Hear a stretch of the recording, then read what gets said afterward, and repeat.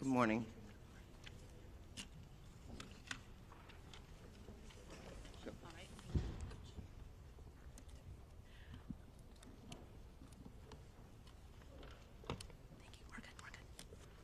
All right, thank you and good morning. Welcome to today's One Voice press conference for the wildfires and the windstorms that are impacting LA County.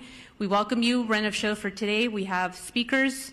There's a speakers list. Please help yourselves to one of those. After that, we will segue to question and answer with members of the press. Allow me to introduce to you our first speaker, Los Angeles County Chair of the Board of Supervisors, Catherine Barger. Thank you, Helen. Thank you for joining us here today. Earlier this week, the Los Angeles County Board of Supervisors declared today, January 9th, a day of mourning in solidarity with the federal government's in honor of the passing of former President James Earl Carter. Ironically, today is turned into a day of mourning for more reasons than the one as we mourn the loss of lives and property across our county. While we are still facing significant threats, I am hopeful that the tide is turning. Thank you, Chief Maroney. Thank you, Chief Crowley. Yesterday afternoon, as the winds died down, we saw the return of aerial drops and aerial firefighting, a truly, truly welcome sight. First and foremost, I want to assure our residents in Los Angeles County that the City of LA and the county are working hard and working hand in hand to bring every resource available to the table. Last night, the county opened the Pomona Fairplex as an additional shelter for those evacuating and those who have suffered losses. The Fairplex will also continue to take in large animals that are in need of a home. The county is working to harness and utilize the incredible outpouring of generosity from individuals, nonprofits, and companies that want to help. We have heard that many companies like Airbnb, Uber, and Lyft are offering free or subsidized services for those impacted by the fires in Los Angeles County. The county will be sharing all of these resources through our recovery.lacounty.gov website. In addition, the state has activated CAL FIRE Management Team 3 and assigned them to the Eaton Canyon incident. They will be joining Federal Management Team 5 in their ongoing efforts, we hope as early as tomorrow. CAL FIRE Team 3 will be tasked with overseeing victim search operations and damage inspections to facilitate debris removal operations and setting up disaster recovery assistance centers. This will allow Federal Management Team 5 to focus on firefighting operations and the active front. As Supervisor Horvath mentioned yesterday, wildfires do not care about jurisdictional boundaries. Between the city and the county, we are managing the various resources that are coming online with the increasing demands on our first responders. I saw this firsthand driving through the streets of Altadena yesterday. Driving up Lake Avenue, the devastation could not be missed. The number of homes, businesses, and buildings that were on the fire dwarfed in any sense of available resources. Altadena is a very unique and special part of the 5th District. It is a community that embodies the spirit of a big, small town, a community full of rich culture, history, and one that passionately supports the small businesses that drive its economy in the community. It is also one of the only communities in Los Angeles County that manages the urban-wildland interface. Altadena is a resilient community. They have seen some significant battles before, but the scale of the impact today is larger than anything that I have seen in my career. The loss of historic resources at Eaton Canyon Nature Center, Farnsworth Park, and the Altadena Golf Course cannot be measured. I saw fire engines and companies from El Dorado County and other parts of California joining Los Angeles County Fire in an effort to protect life and property. In the midst of the emergency, we've all seen individuals who are targeting vulnerable communities by burglarizing and looting homes. This is simply unacceptable. You will be hearing from our DA, Hockman, shortly regarding his efforts to hold these individuals accountable, and I promise you, you will be held accountable. Shame on those who are preying on our residents during this time of crisis. The emergency order will be strictly enforced by the Sheriff's Department, who are proactively patrolling to protect these communities from looting and any criminal activity. They have made 20 arrests of individuals who will be held accountable for the actions that they've taken. I want to thank President Joe Biden and Governor Gavin Newsom for pledging to bring federal and state resources to help Los Angeles County in our moment of need. President Biden's disaster declaration includes the promise of public assistance and individual assistance. We will begin the process of rebuilding. We will have critical resources available to ensure the residents of our communities are not fighting these battles alone. I intend to bring in a motion with Supervisor Horvath as my co-chair or co-author to ratify the county's emergency proclamation at the next Board of Supervisors meeting. Make no mistake, this board and this county will continue to do everything in our power to ensure the safety of our residents as we look forward to the path of recovery. With that, I would like to introduce Supervisor Lindsay Horvath.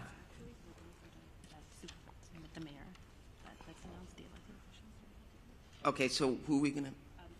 Mayor Bass. I'd like to introduce LA City Mayor Bass. Thank you, Supervisor. One voice, that is the way we speak, and that is the way we stand here united. Los Angeles will stand united and stand strong. So first of all, my thoughts are with the thousands of Angelenos who are impacted by this emergency, as more Angelenos were forced to make the terrifying decision to evacuate. Our priorities, of course, are to keep Angelenos safe and to protect homes. The winds continue to be of a historic nature and a key factor of this firestorm. For much of Tuesday, the unprecedented winds prevented air operations to continue. However, as of yesterday, the winds have allowed for air operations, and that has enabled significant progress against the fires in Hollywood and Studio City last night.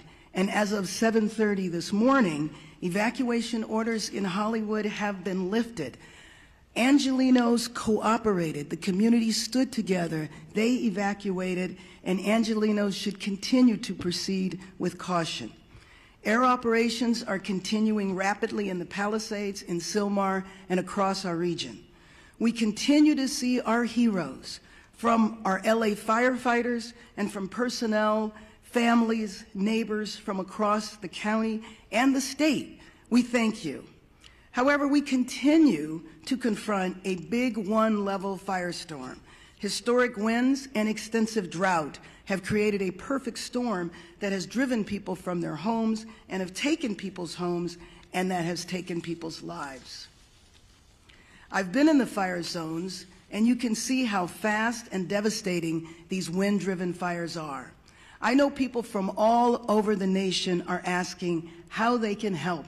So here are two essential ways. First of all, support the California Community Foundation Wildlife Recovery Fund at calfund.org, and support the Los Angeles Fire Department Foundation at supportlafd.org. And in addition to shelters, Airbnb is offering free temporary housing. Go to 211LA.org for more information. This, as we know, is a regional crisis. So working together is the only way we will get through this. That's why I've been in constant contact with my colleagues at the county, state, and federal level. President Biden, Governor Newsom have assured us of full state and federal support. And of course, County Chair Barger and I are fully coordinated, as I am with all of the local elected officials. And our fire departments, police departments, utilities, and other critical agencies are coordinated as well. We have pre-deployed, we are executing a strategy, and we are adapting to conditions on the ground in real time. This is absolutely an unprecedented historic firestorm, but we are all hands on deck. We need to continue to cooperate. We need to evacuate when asked to do so. We need to help others, help our neighbors. And first and foremost, we need to stay united. We need to stay strong. A united LA is the way we will recover, is the way we rebuild our communities. And with that, I believe I am introducing Supervisor Lindsay Horvath.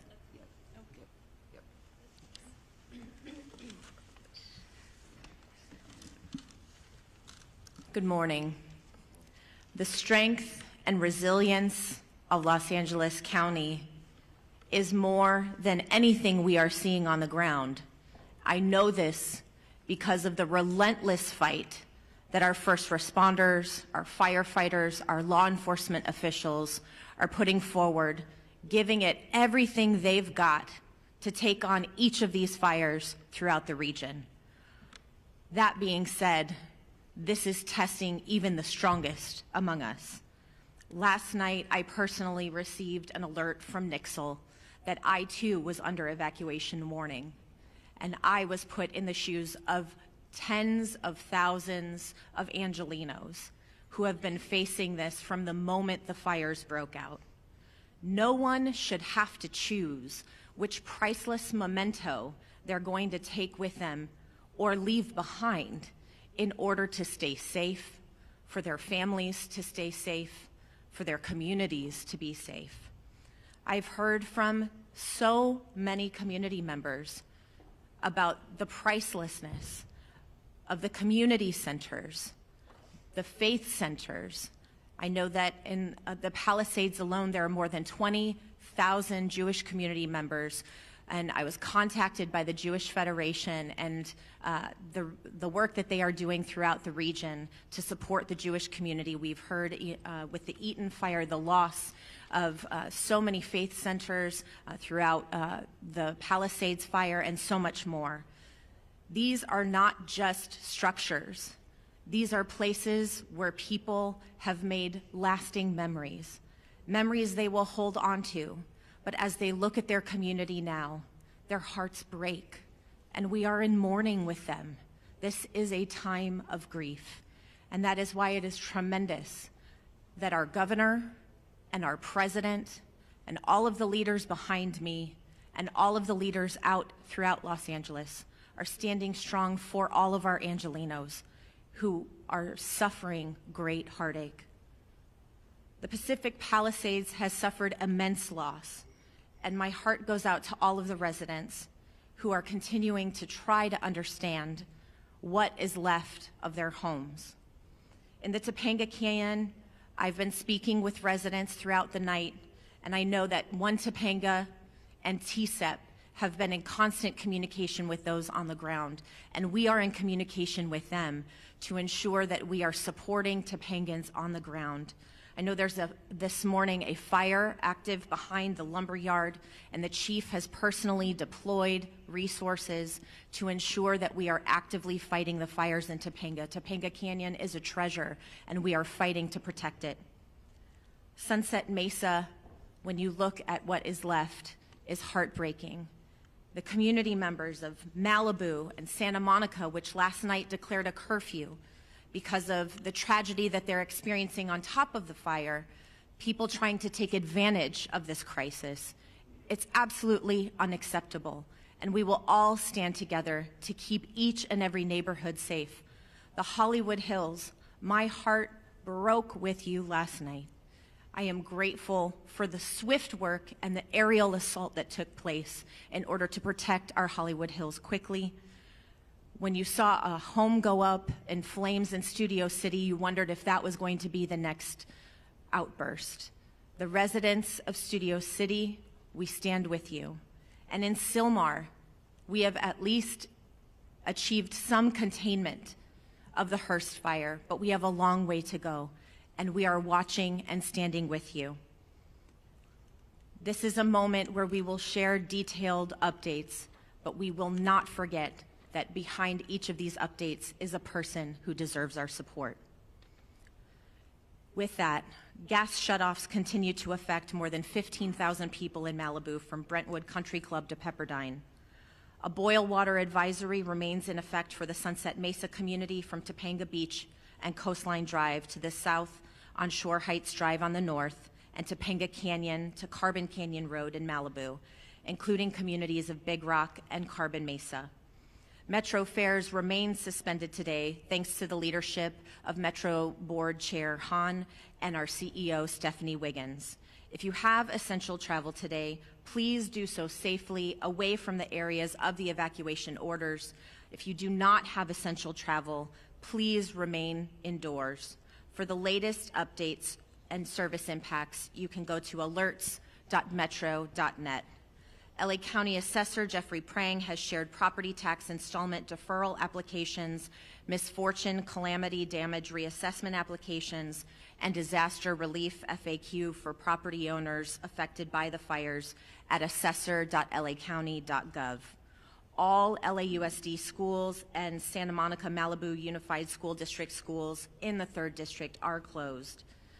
With that, mental health supports are available through the county's Department of Mental Health. You can call 800-854-7771. Please use this resource. We know you are experiencing traumatic pain, and we want to do our best to help start healing. Thank you for the outpouring of support from across the county and across the country. Emergency Network LA is coordinating volunteers and support through enla.org. Our county is doing everything possible to respond to these fires until they are contained. And as Chair Barger referenced, today is a day of mourning. And in the words of former President Carter, our faith calls us to do all that we can, wherever we can, with all we can. And in this spirit, indeed in this moment calls us to do the same. Thank you. Next, I'd like to welcome LA County Fire Chief Anthony Maroney. So good morning. Thank you, Supervisor Horvath. I will be providing an Eaton Fire update in addition to a Region 1 update. The Eaton Fire remains estimated to be 10,600 acres, and growth has been significantly stopped. And we have 0% containment. We have over 879 firefighting personnel assigned, and mutual aid resources continue to arrive to assist with this firefight. From this point forward, incident fatality information and reporting will be the responsibility of the Los Angeles County Sheriff's Department. We have several reported injuries and over 1,000 structures damaged and destroyed. The cause of the fire remains unknown, and it continues to be under active investigation. As I stated yesterday, as soon as a cause is determined, we will advise the media. The Lydia fire that started yesterday in Acton has been 40% contained, and forward progress has been stopped. It is limited to 348 acres. The number of resources assigned to this fire siege event has increased significantly, and we have a much better posture than we did on Tuesday and Wednesday. Out-of-state resources continue to arrive in Los Angeles County and City, and we are appreciative to our fire partners from throughout the Western United States for providing assistance to Los Angeles County in our time of need. Regarding the current red flag warning, the National Weather Service predicts the warning will remain in effect for Los Angeles County and the majority of Ventura County through Friday. I would like to also acknowledge the presence of Dr. Lori Moore Merrill from the U.S. Fire Administration, who flew out with her team from Washington, D.C. last night to be with Fire Chief Crowley and I so they could witness firsthand the challenges and the devastation that have resulted.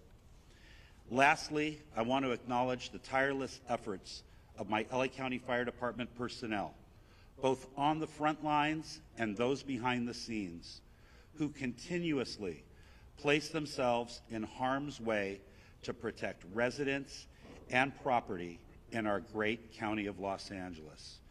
Thank you for always being there, and continue to be safe as they take care of themselves, those around them, and the people we serve and protect. Thank you, and I'd now like to invite up Fire Chief Kristen Crowley of the Los Angeles Fire Department.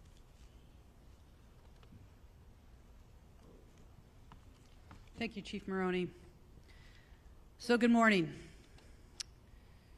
We continue to battle multiple major brush fires in the city of Los Angeles and across the Los Angeles region. Today, we expect winds to subside somewhat, which will allow fire crews to increase containment lines. However, and I want to be very clear here as well, we are still under red flag warning with extreme fire behavior possibilities. Before I give you an update on several fires in the city of Los Angeles, I have to take a moment, for all the right reasons, to thank the residents of Los Angeles and their surrounding areas for heeding our instructions. Today, it is absolutely imperative that as we move into day 3 of this firestorm, all members of our Los Angeles community maintain vigilance. I will now give you an update of our activities that occurred overnight. Palisades Fire, as we know, started January 7th at 10:30 hours in the morning. Size at this point is 17,234 acres.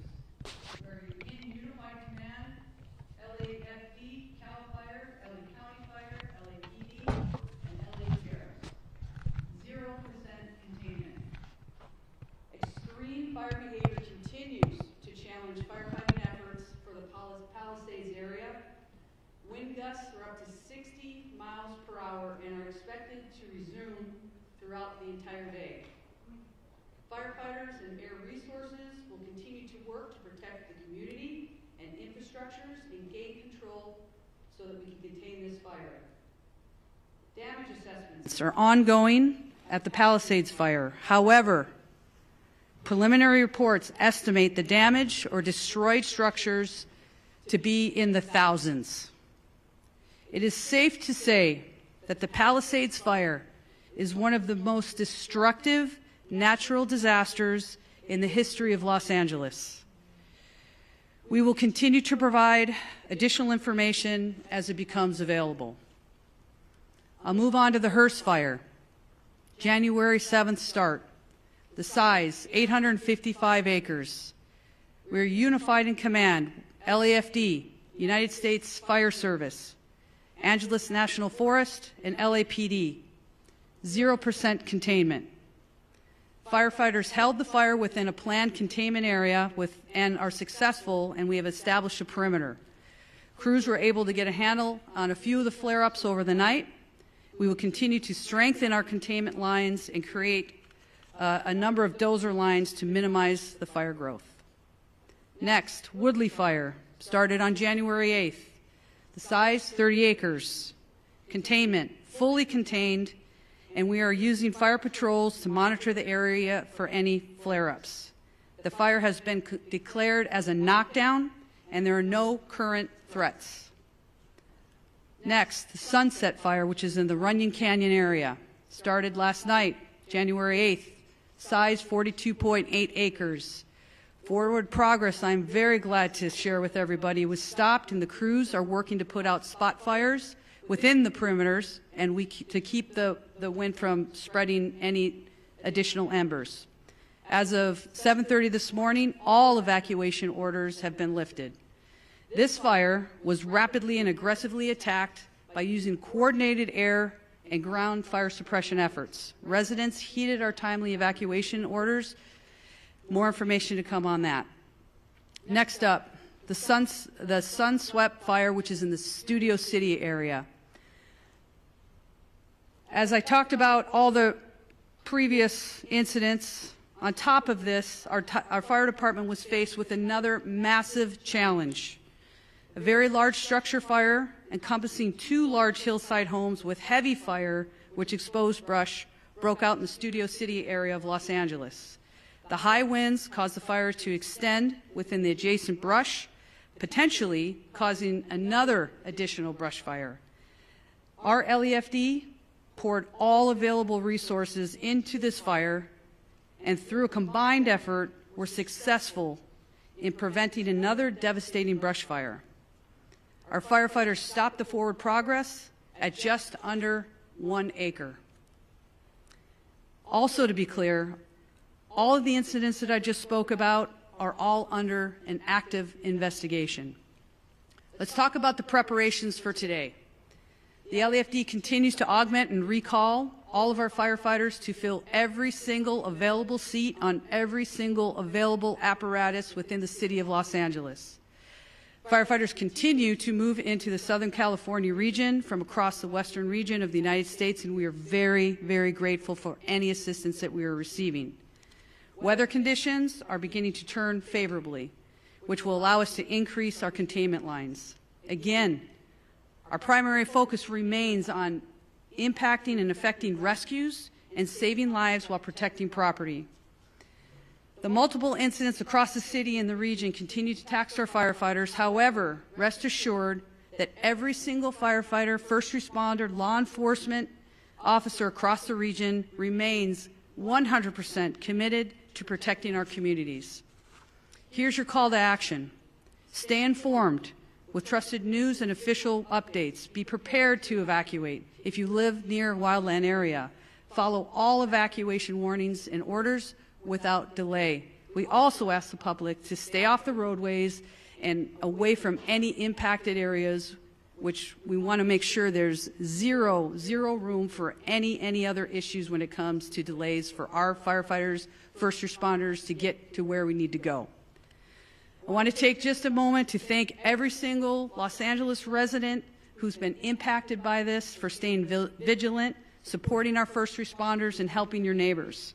Thank you to Mayor Bass, our city leadership, everybody that is here. As you can see, we stand with every single community member, business, anybody that's been negatively impacted by all of these incidents. We stand with you. We're going to remain strong with you as well. And I tell you, we're throwing everything at this that we possibly can, and we're going to move through this and continue to support one another. With that, I will go ahead and introduce our next speaker, which is Sheriff Luna. Sir? Good morning, Robert Luna, Sheriff of Los Angeles County. Currently, we have well over 400 sheriff's personnel that are still actively deployed to the fires, in addition to our normal staffing for patrol-related functions throughout the county of Los Angeles. Deputies continue to assist our residents with evacuations. They are performing a lot of humanitarian missions. So many stories to share, don't have time right now. Providing food and blankets to people, rescuing people who unfortunately did not evacuate when they were asked to. So you've heard it over and over up here. A lot of the stories of heroic actions by our deputy sheriffs, police officers, or firefighters, a lot of them are taking place from people who did not choose to evacuate, putting their own lives at risk. So please, if you're asked to evacuate, because it's not only your life you're putting in danger. We continue to conduct roving patrols, manning hard road closures, providing security in evacuation areas to prevent anyone who may be tempted to engage in criminal behavior like looting. It was mentioned earlier before by the supervisor, and I'm going to make this crystal clear to everybody out there. Over last night and this morning, we are up to 20 individuals who chose to go into our areas and deprive these poor people who have been through so much of their property. Absolutely unacceptable. And I'm going to give direction to our department members. As you know, when we have an evacuation order by law, if you remain in that area, you are guilty of a misdemeanor. If you commit certain crimes, it could jump up to a felony. I'm going to be asking our employees to start enforcing that. That is very different than a curfew. Why? Because it's 24/7. I don't have to wait for the sun to go down or the sun to come up. If you are in one of these areas and you do not belong there, you are going to be subject to arrest. I hope that is as clear as I can make it, because our first choice isn't to do enforcement. It's not to make arrests. It's to help people.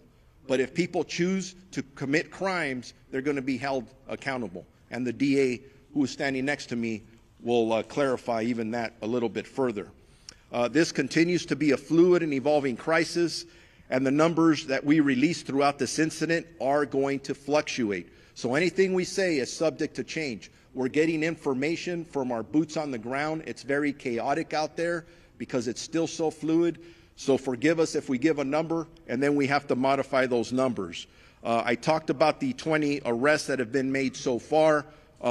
Unfortunately, I do expect that to go up. We're not going to tolerate that kind of activity.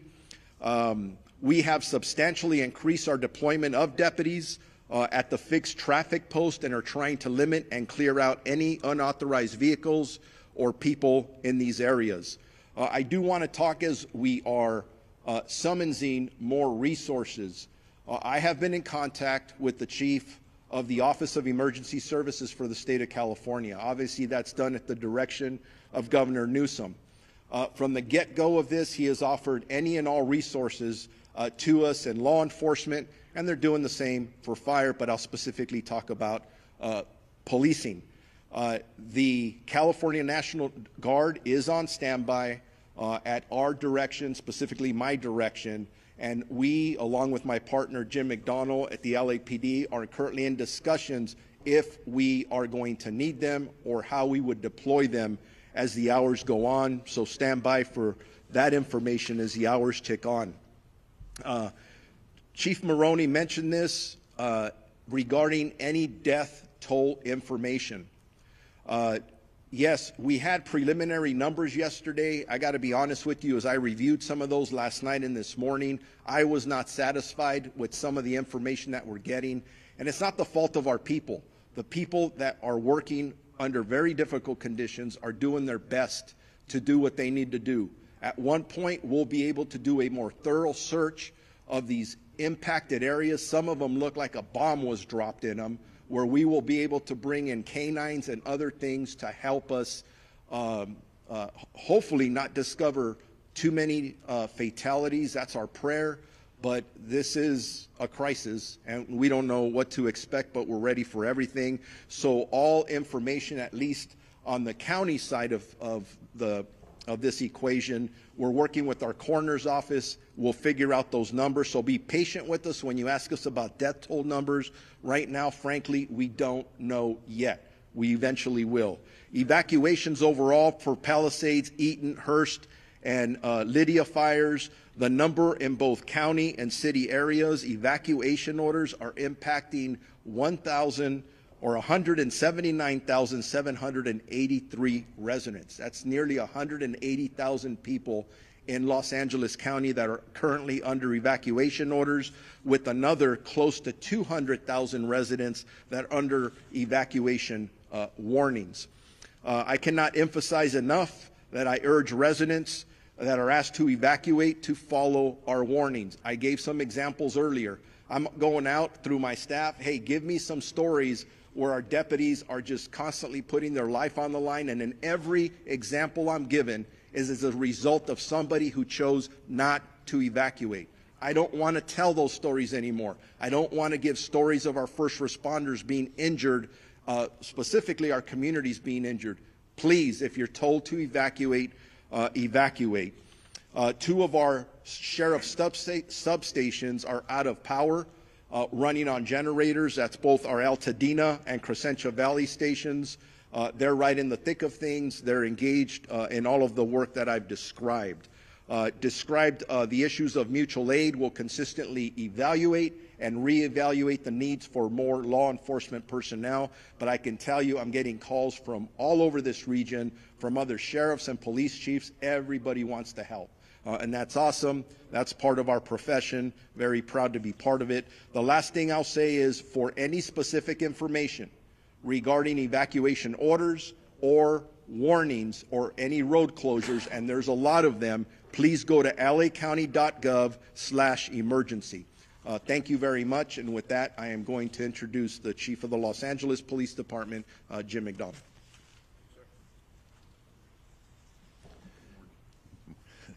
Morning, and I'll start off with a sincere thank you to all who have cooperated and supported the first responders and others who've been out there doing the best they can to make this as manageable as it can be.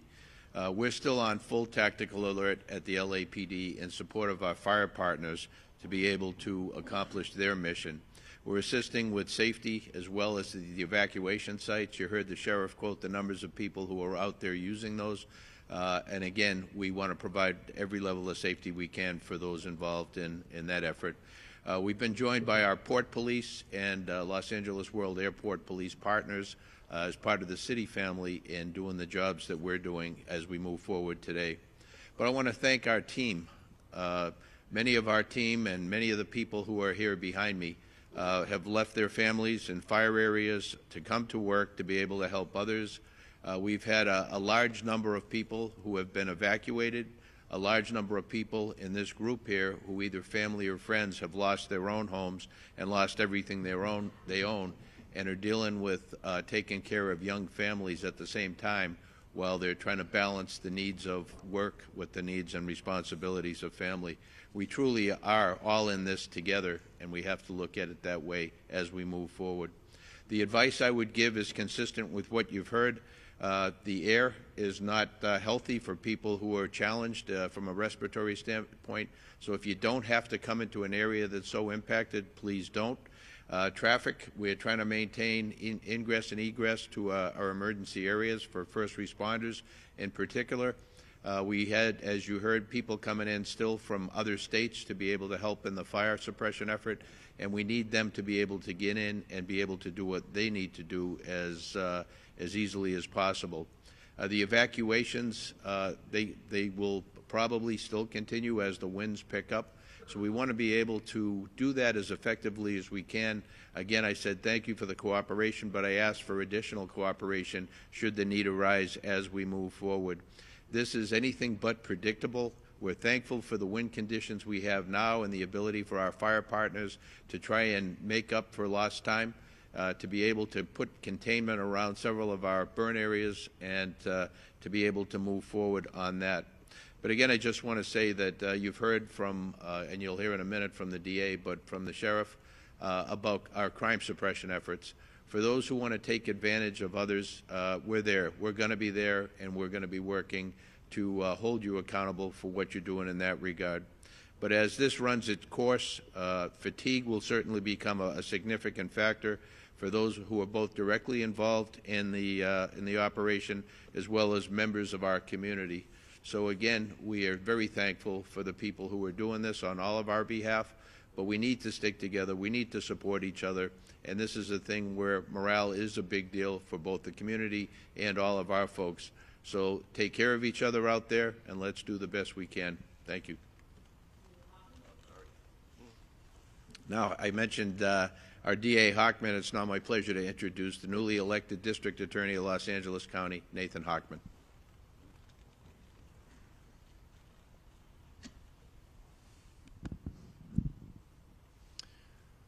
Yesterday, I bore witness by walking and driving through Pacific Palisades. I ended up at my sister's house, a house where she and her husband had raised 4 boys, celebrated birthdays, barbecues, and whatnot, and that house has been burned to the ground. And not just her house, but all her neighbors. Up and down each one of the blocks I traveled, those houses no longer exist. They are now basically rubble. And I haven't seen something like that, and I've lived here almost over 60 years. In the entire time I've been here, it looked apocalyptic. Not since the 1990s, when Los Angeles was hit with the fires, the flood, the earthquake, and the riots, have I seen such disaster occur here in our city. But like back then, Los Angeles has true grit. it has resilience, and it will rebuild, and it will rebuild better than ever. But along the way, there might be people out there who want to take advantage of the people who are suffering these tragic losses. These criminals need to hear, as they've heard from the sheriff, as they've heard from Chief McDonald, an unmistakably clear message that if you want to go ahead and loot, if you want to commit burglary, if you want to engage in grand theft, if you want to engage in these internet scams where you're going to take advantage of people who are going to be seeking insurance and government benefits, you will be arrested, you will be prosecuted, and you will be punished to the full extent of the law. And the reason I want to send this warning now is I don't want any mistake later that somehow they thought, oh, it's not a big deal. It's a huge deal. These acts are despicable, and we will prosecute them with maximal punishment. So I want to make sure that message is received loud and clear, because the first responders in this situation have been simply heroic. As I was in Pacific Palisades, I not only saw fire departments from LA County and LA City, I saw Rialto, Poway, Redding, fire engines from across this entire state that have come to our rescue. And thank you. Thank you to all the first responders. When it comes to law enforcement, it's an all-hands-on-deck operation with law enforcement and the DA's office. Again, detectives are putting on uniforms and getting out there on the streets to protect us. We owe them a huge thank you. And from the DA's office, if we do get these cases, please be on notice that we are going to try and deter you from committing the crimes in the first place. But if you do commit these crimes, do not expect anything else than maximal punishment. I'll now introduce LA County Public Works Director Mark Priscilla.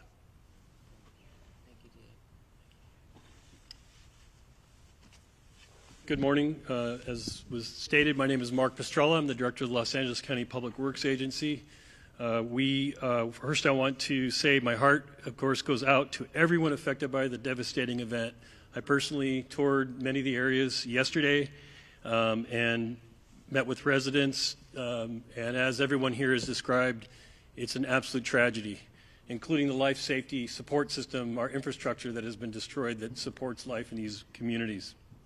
I know from personal experience that fielding a loss from a wildfire, and I have tremendous respect for our firefighters and other first responders, our police force, the Sheriff's Department for the work they are currently doing.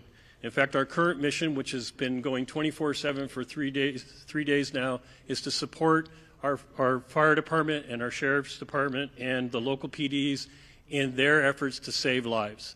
That is our #1 mission right now and what we are currently continuing to do, unfortunately, as this event is still active. We are also focusing on the inevitable recovery and repopulation of the areas that we will build back and build back strong. The current focus is on utility restoration, and I know many people are already asking about that. Your sewer, water, your power system, and the transportation system have all been significantly damaged. The heat of this system, the wind that blew also knocked down thousands of trees into the roadway. So what we have is a tremendous amount of debris throughout the communities that have had experienced this fire. This debris has been moved enough to let our firefighters and our sheriff and PD into the area to do their work, but it's going to need to be processed and moved safely out of the area, and we are working on a coordinated effort across LA County to do debris removal, the debris removal that it will be necessary to restore the community back to its former way of life. The debris can be hazardous. The debris that is on the private property is considered hazardous and may be toxic. And so I want to warn everybody now that is either there who's remained behind or who is visiting the areas, as was mentioned earlier, it is not safe. It is not safe to touch the debris.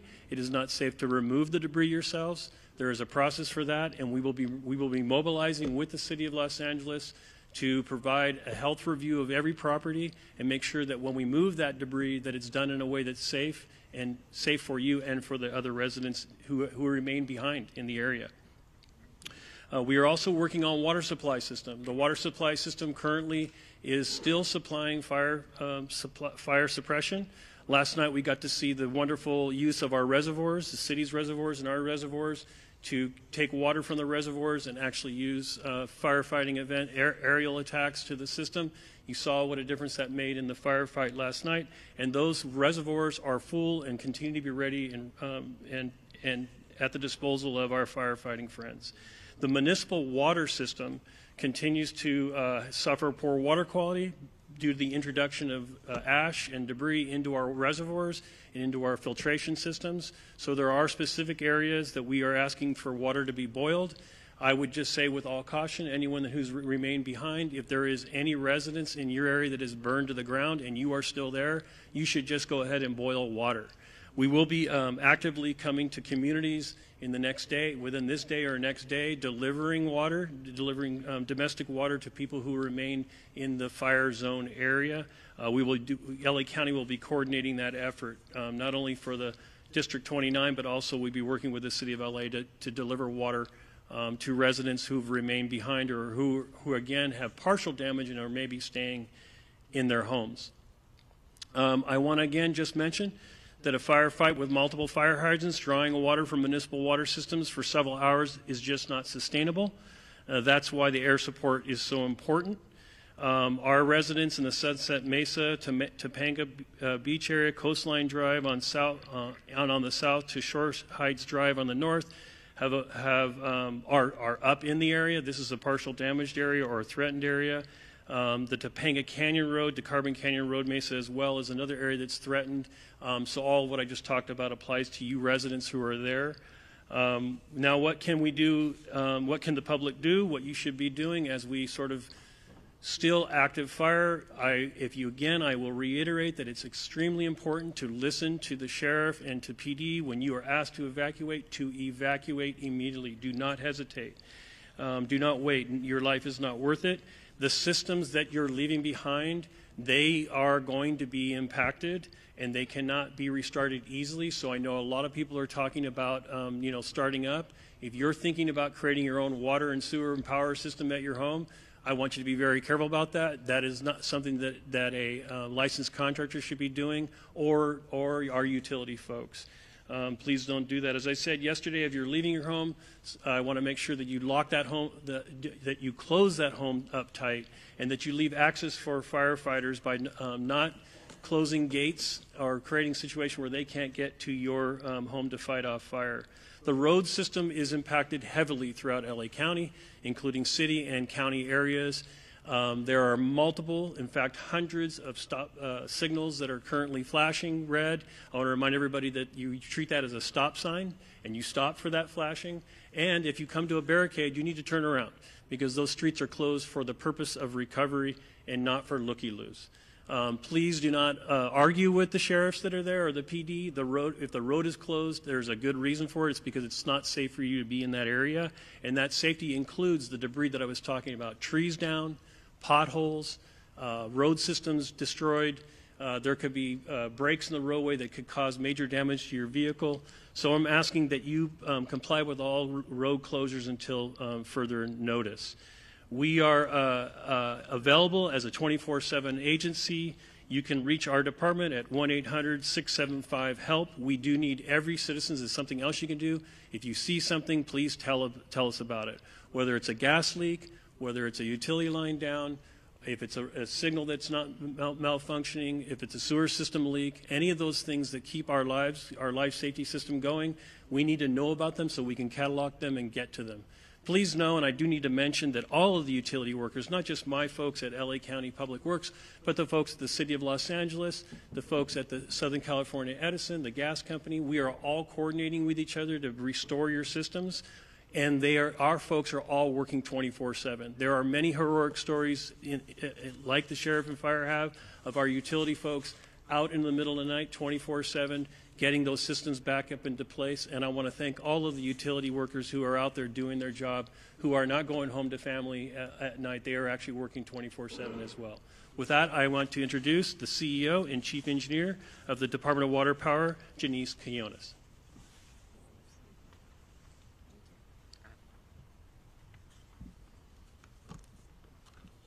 Good morning. I am Janice Quinones, CEO and Chief Engineer of LIDWP. LADWP crews continue to work around the clock to restore power and support firefighting efforts. On the power front, we have restored about 200,000 customers so far since the windstorm started. And as of this morning, we have approximately 95,000 customers out. We have 118 crews, DWP crews, working around the clock to restore powers as fast and as safe as possible. We're expecting our mutual aid crews coming from PG&E to arrive today and support the restoration efforts. Our restoration times are ranging from 24 to 48 hours.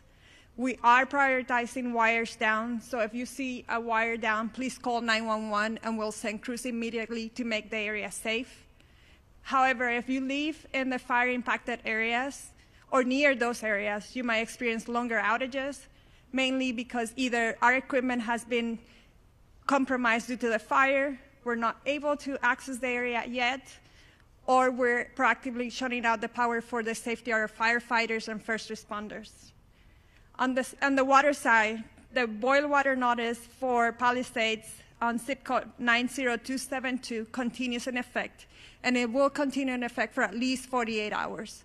I have water quality engineers taking samples around the system to ensure that the water quality remains a priority for our consumers. We continue to support LAFD and CAL FIRE and water supply issues and firefighting response, including opening our water reservoirs, as mentioned by Mark yesterday. Hollywood Reservoir was a critical asset when we were fighting the Sunset Fire.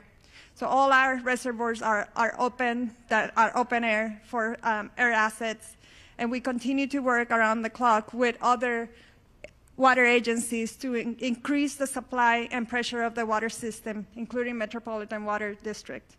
I want to end this by thanking DWP crews and personnel for their commitment and efforts to support the restoration of LA. Thank you. Thank you very much for that. And now, Chair Parker. I also want to, we recognized President Biden and Governor Newsom, but we also have here with us today Congressmember George Whitesides, Congressmember Laura Friedman, Senator Sasha Renee Perez, Assemblymember Celeste Rodriguez, and Malibu Mayor Doug Stewart. Make no mistake, we are all working together, and I want to thank you all for being here. I know our Congress representatives flew in, and we appreciate it, and we are all in this together. With that, we'll take some questions. Thank you, Chair Barger. So just a couple rules of the road. So I'll call on you. When you get called upon, please announce your name and which media outlet you are with. And we'll start right here in the middle. Jonathan Pigliotti with CBS News. For Mayor Bass, please. Mayor, LA County is in a panic state.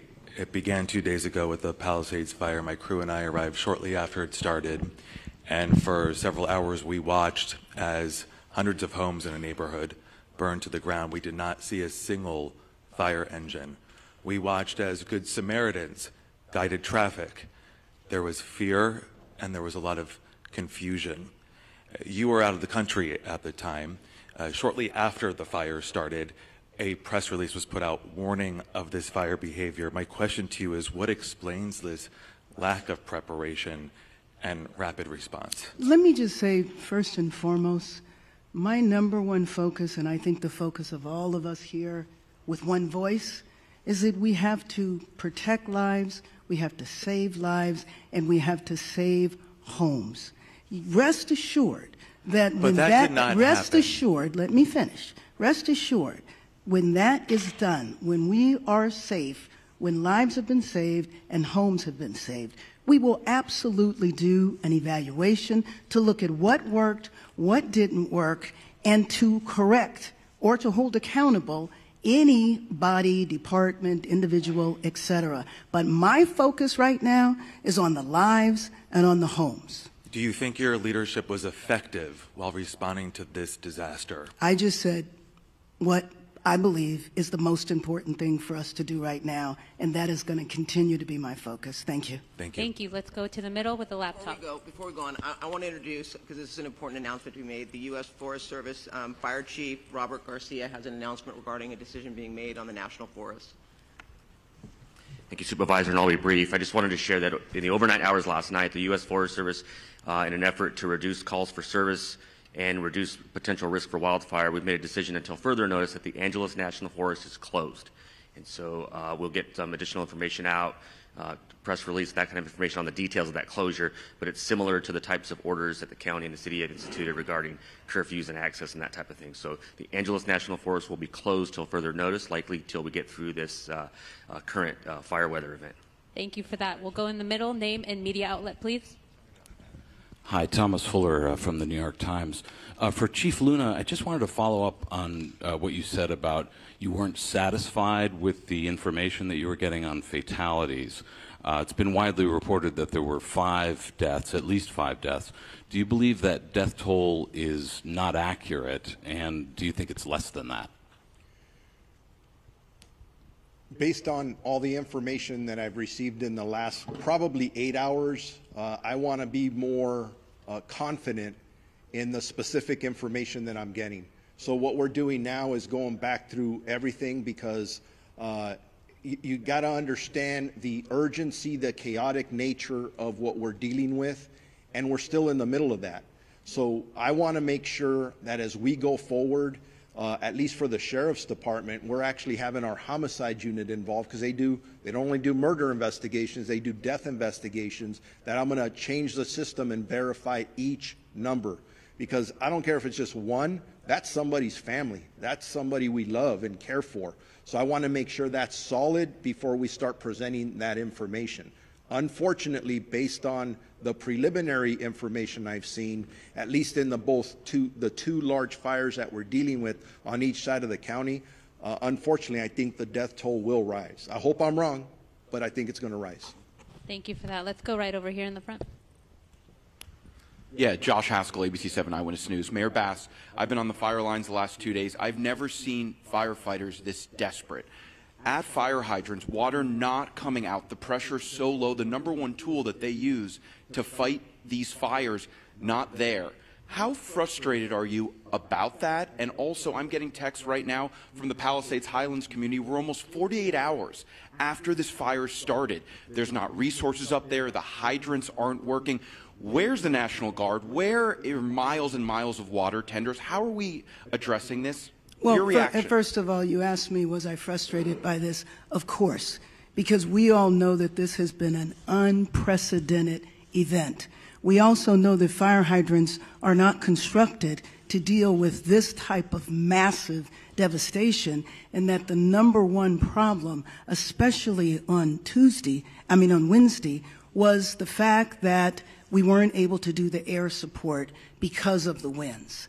And so, of course, I am absolutely frustrated by that. I am not sure that is correct, that there are no resources up there, but rest assured, as soon as we are done here, I will follow up on that. But those homes, the first day and a half, there were homes up there that had been protected by the fire. And then I went up there yesterday and there were that had been protected? That it basically had been saved. Obviously, the fire's moving different directions, but when I went up there yesterday, there were not a lot of resources. We drove around, and then I know that things got worse up there. I'm just wondering, now that we move 48 hours past, how are we addressing these water problems that are continuing, and is it acceptable that they continue? Well, let me just say that the water problems are a little better now because the winds are such that we can go up and have the air support. And you know that that was the reason that the devastation was so bad, the unprecedented wind, the strength of the wind, and the fact that the air support could not go up. And if Chief Crowley wants to talk to this, there have been many fires before where air support is not available, and we depend upon these ground resources and crews. Was there a plan in place for that, and did the resources get here quickly enough? And talk about an update to air support today. Right. So thank you for that question. As we know, and you heard all of the incidents that are occurring at this point. Palisades was the first brush fire that we were attacking at that moment. You talk about specific pre-deploying. We put resources in place, pre-deploying, knowing that the winds were coming. With that, when the fire did light and take off, rapid response. Very dynamic situation. Air to ground resources coordinating. Now with the winds, I don't think we can overstate that enough. There's no excuse in regard to the winds were too much, but the reality is the winds are so dynamic, and at that tipping point, when our resources, air resources were grounded, that changes our strategies and tactics. We called for the world in regard to the number of resources and what we needed, who we needed, immediate need. Every single resource that was available at that moment responded. You talked about 48 hours later, where are we now, right? Again, I already spoke on if we don't have water, we find water, we use water tenders, we draft water. The fire department, first responders, we're going to do everything in our absolute effort to do what we can do with what we've got. The good news is, with the wind subsiding, you're going to see water drops, you're going to see rotary, you're going to see fixed wings all day, unless something changes. Again, I did say 60-mile-an-hour wind gusts even today. So very, very dynamic situation. With that, also, you said about the other homes, no fire resources there.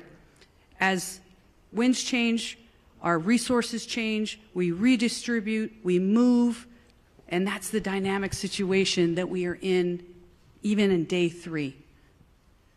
That's what I wanted to say about that. We'll Thank go you. right behind. Go ahead. Thank you very much. Madam Mayor, I have another question for you. Bob DeCastro over here from Good Day LA, Fox 11. Another issue, another concern about resources and in particular staffing as well.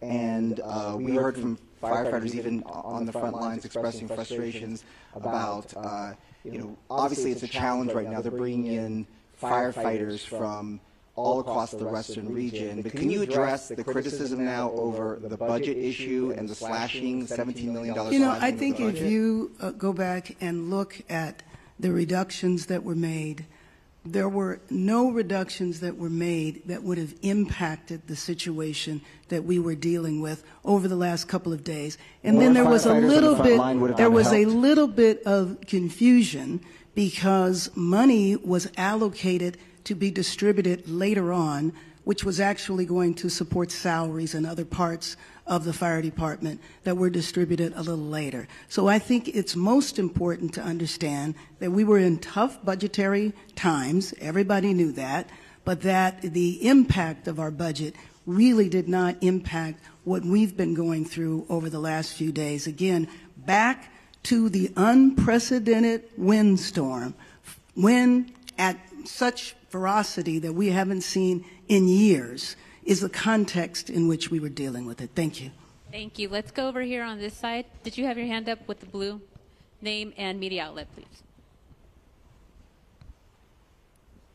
Hi, Grace Tui with the Los Angeles Times. I was hoping Chief Crowley could talk a little bit more about the start of the Palisades fire. We'd heard that I know we don't know why it started, but we'd heard that it started possibly in a garden in someone's backyard, if you could confirm that.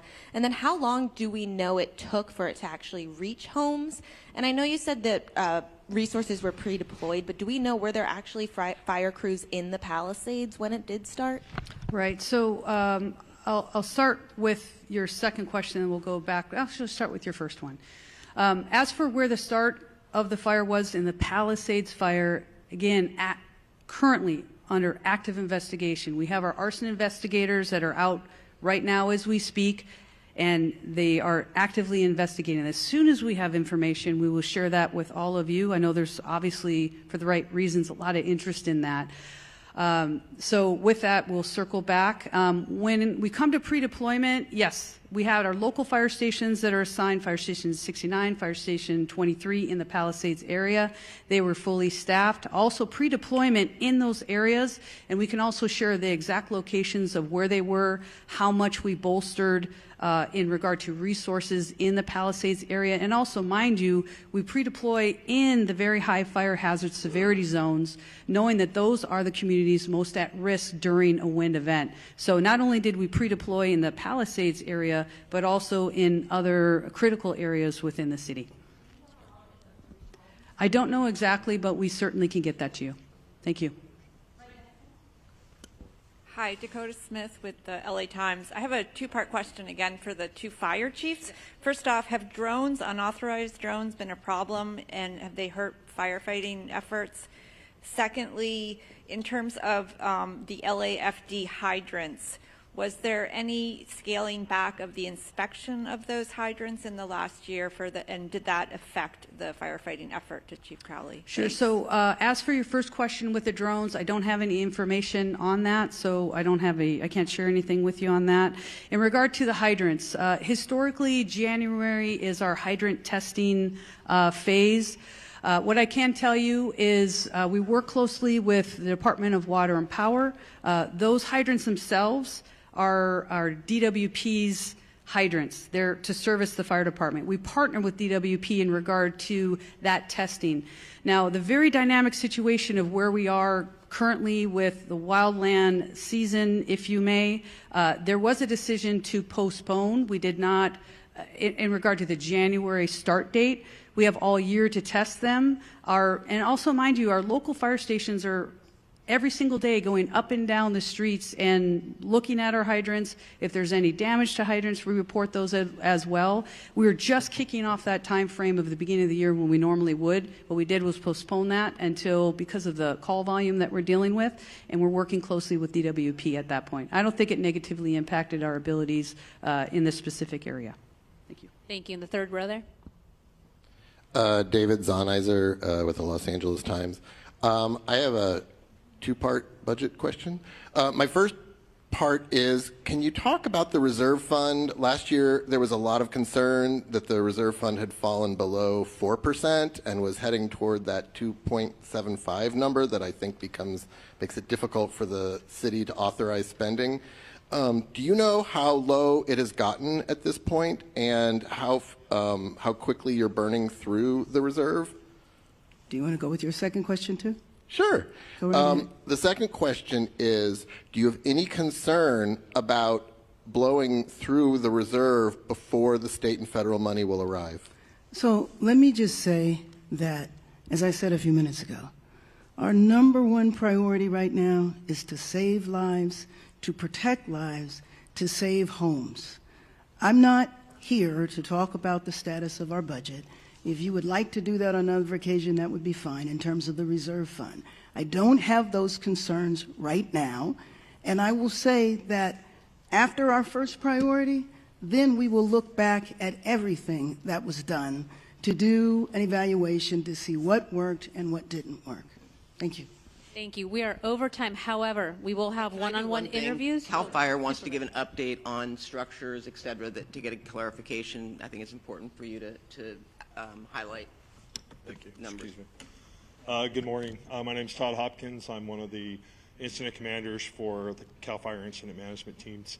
Of the thousands of structures, I just want to clarify, that have been destroyed, we get this initial intel from intel flights, and what they do is they pick up heat signatures, and we base off those heat signatures an estimate of what structures are destroyed. What I want to clarify is that a structure doesn't necessarily mean that it's a residential structure or a commercial structure. It could be a vehicle, it could be an outbuilding. So we do have people, damage inspection teams that are on the ground that will go out to every single home. They will catalog whether a house is destroyed, if it's partially destroyed or just damaged, and all that information will be turned over to the city and to the county once the damage inspection teams get done. So although we know that there are many homes destroyed, the thousands of structures can mean many different things besides just a home. So thousands of structures, yes, but that could be a motorhome, that could be a car, that could be a shed, it could be a residential structure. So I just wanted to make that clarification. Thank you very much. And we are end of press conference, one-on-ones. We also have Spanish. We will conduct that over here to the side with Sheriff Luna and a representative from LA City Fire. Thank you. Thank you for clarifying that. I think that was important to clarify. I didn't get it. Now I get it. Sort of. From an airplane flight, they take it.